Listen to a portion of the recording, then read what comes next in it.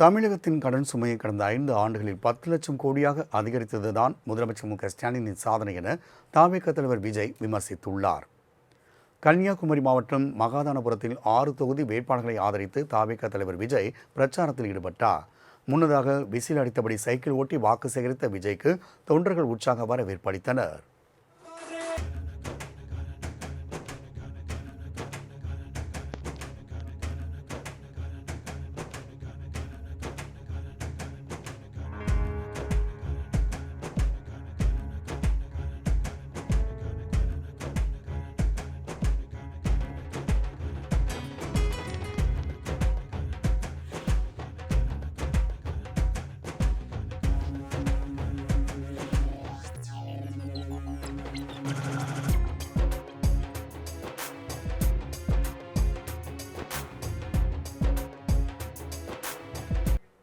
பின்னர் பேசிய விஜய் தவிகவின் தேர்தல் வாக்குறுதிகளை பட்டியலிட்டார். அதன்படி லஞ்சம் இல்லாமல் அரசின் நலத்திட்டங்கள் மக்களிடம் சென்று சேரும் வகையில் முன்னுரிமை அட்டை வழங்கப்படும் எனவும் தமிழ்நாடு சேவை உரிமை சட்டம் 6 மாதத்தில் நிறைவேற்றப்படும் என்றும் உறுதியளித்தார்.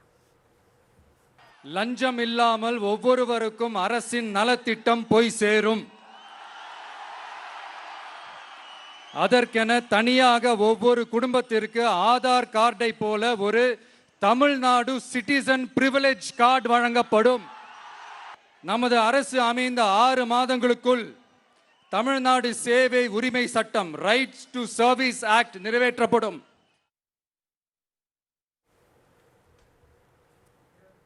தவிக ஆட்சிக்கு வந்த 6 மாதத்தில் வெற்றி தமிழ்நாடு செயலி உருவாக்கப்படும் எனவும் இதன் மூலம் இடைத்தரகர் இன்றி லைசன்ஸ் உள்ளிட்ட அரசாங்க சேவைகளை பெற முடியும் எனவும் தெரிவித்தார்.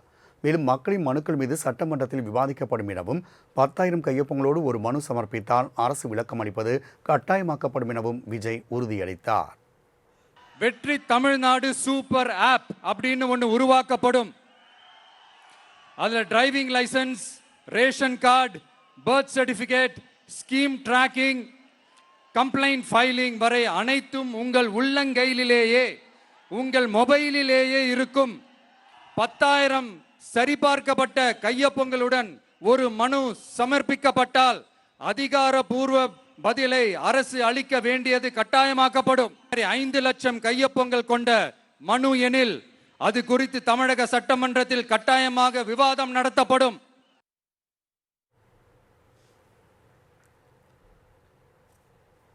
மதுரை, கோவை உள்ளிட்ட மாவட்டங்களில் புத்தாக்க மையம் அமைக்கப்படும் எனவும் தமிழ்நாட்டில் செயற்கை நுண்ணறிவு பல்கலைக்கழகம் அமைக்கப்படும் என்றும் விஜய் உறுதியளித்தார். ஆராய்ச்சி ஆய்வகங்கள் மற்றும் புதுமையாளர்களை ஈர்க்கும் வகையில் செயற்கை நுண்ணறிவுக்கான உலகளாவிய மையமான AICTI டிவிகே அரசு உருவாக்கும் முயற்சியில் நமது அரசு ஈடுபடும். மதுரை, கோயம்புத்தூர், சேலம் மற்றும் திருச்சியில் 1000 டீப் டெக் புத்தொழில் நிறுவனங்களுக்கு ஆதரவளிக்கும் வகையில் செயற்கை நுண்ணறிவு புத்தாக்க மையங்கள் அமைக்கப்படும். இதற்காக நமது டிவிகே அரசு இந்தியாவின் முதல் செயற்கை நுண்ணறிவு அமைச்சகத்தை மினிஸ்ட்ரி ஆஃப் ஆர்டிபிஷியல் இன்டெலிஜென்ஸ் உருவாக்கும்.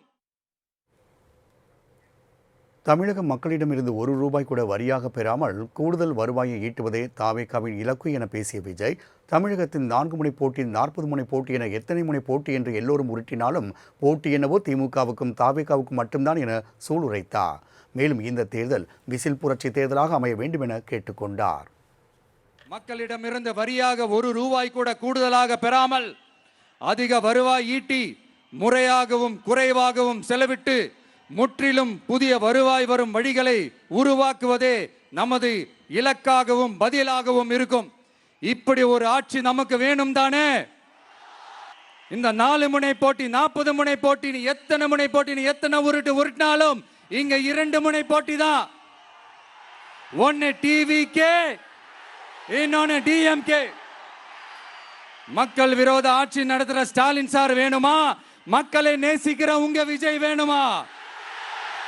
அவ்வளவுதான் இந்த தேர்தலே.